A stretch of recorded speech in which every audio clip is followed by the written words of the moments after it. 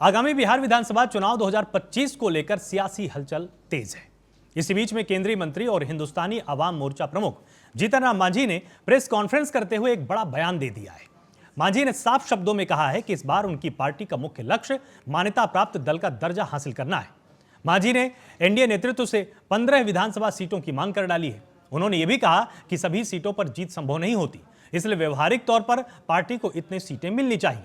अगर उनकी मांगों पर गौर नहीं किया गया तो वो 100 सीटों पर अकेले उम्मीदवार उतारेंगे और अपनी ताकत दिखाएंगे। अगर 20 नहीं मिलता तो 100 पे क्या चुनाव लड़ेंगे, इस तरह की बात न्यूज में आ रही है। नहीं, एक बात हमने कहा है कि दो विकल्प है हमारे सामने। एक विकल्प है, हम समझते हैं वो विकल्प होगा ही पूरा।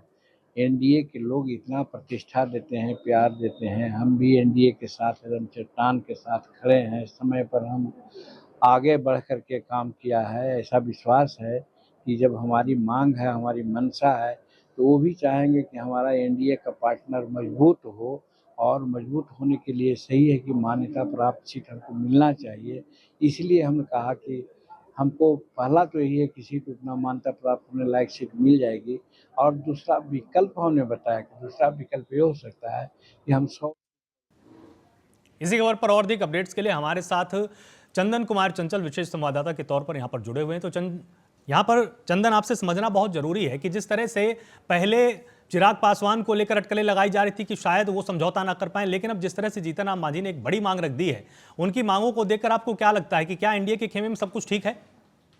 बिल्कुल, आपको आलोक बता दें कि एनडीए के अंदर अभी कुछ ठीक ठाक नहीं चल रहा है। जिस तरह लगातार सीट शेयरिंग पर बैठकें हो रही थी, बैठक पे बैठक हो रही है और जिस तरह से चर्चाएं हो रही है सीट शेयरिंग को लेकर के, और जिस तरह जीतन राम मांझी ने एक बयान दिया है कि देखिए हमको 15 सीट कम से कम चाहिए, अगर इतना नहीं मिलता है तो आप 20 से 30 भी सीट दे देंगे तभी हम चुनाव नहीं लड़ेंगे, उसके बाद हम 100 सीट पर चुनाव लड़ने के काम करेंगे। तो जीतन राम मांझी ने जिस तरह से पेच फंसाया है, हालांकि इससे पहले आप देखे होंगे कि जिस तरह चिराग पासवान ने भी सीट शेयरिंग को लेकर के, सीट की मांगों को लेकर के अपना प्रेशर पॉलिटिक्स खेल रहे थे कि देखिए हमको भी बिहार में कम से कम 70 सीट चाहिए, उसको लेकर के पूरी बवाल हुआ था, जिसको लेकर के कई बैठकें हुई थी, बैठक में बैठक हुई थी। लेकिन देखने वाली बात यह होगी कि देखिए बिहार विधानसभा चुनाव बहुत नजदीक है और सीट शेयरिंग को लेकर के दोनों पार्टियां के अंदर जिस तरह से हलचलें तेज हो गई है और एनडीए के अंदर अभी कहा जा सकता है कि जिस तरह से महागठबंधन के आरोप है, उनके नेताओं के आरोप है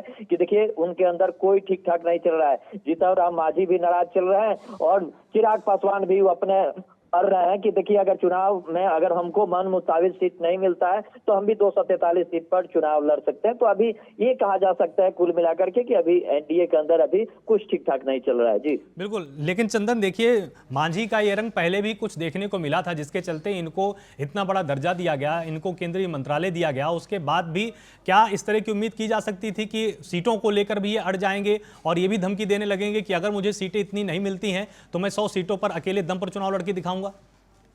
बिल्कुल, देखिए आलोक की पिछले चुनाव की बात किया जाए, 2020 विधानसभा चुनाव की बात किया जाए तो उस समय भी चिराग पासवान की बात किया जाए तो उस समय कहे कि देखिए हमको मन मुताबिक सीट चाहिए, नहीं तो हम हर सीट पर चुनाव लड़ेंगे। उस टाइम क्या हुआ कि जदयू के जहां जहां टिकट दिया गया वहां से लोजपा के उम्मीदवार को चिराग पासवान ने उतारा।